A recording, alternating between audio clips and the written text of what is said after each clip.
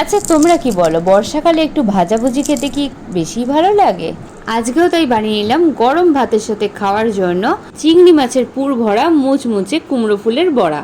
জানি জানি কুমড়ো ফুল শুধু খেতেই খুব ভালো লাগে, হ্যাঁ তোমরা এটা বলবে, কিন্তু একবার এর মধ্যে চিংড়ি মাছের পুর ভরে দেখো, সর্ষে আর পোস্ত, কাঁচা লঙ্কা, সাথে নুন আর চিনি আর একটু হলুদ দিয়ে বেটে নিও, দেখবে এটাও কিন্তু অসাধারণ লাগে। সব সময় একরকম একইভাবে খেতে কি ভালো লাগে? একটু অন্যরকম অথচ সুস্বাদু হবে, তাহলে তো মন্দ হয় না। বেটে রাখা ওই পেস্টটার মধ্যে আমি গোটা গোটা চিংড়ি মাছ হাত দিয়ে একটু ডলে ডলে দিলাম।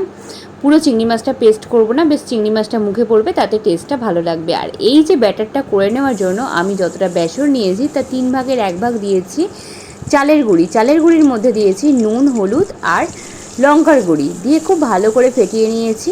ওদিকে ফুলগুলোকে ধুয়ে পরিষ্কার করে তার পেটের মধ্যে ঢুকিয়ে দিয়েছি চিংড়ি মাছের পুর। তারপর ব্যাটারে চুবিয়ে সোজা গরম তেলে ছেড়ে দেবো। গরম ভাতে এটা হলে মনে হয় না আর কিছু লাগে।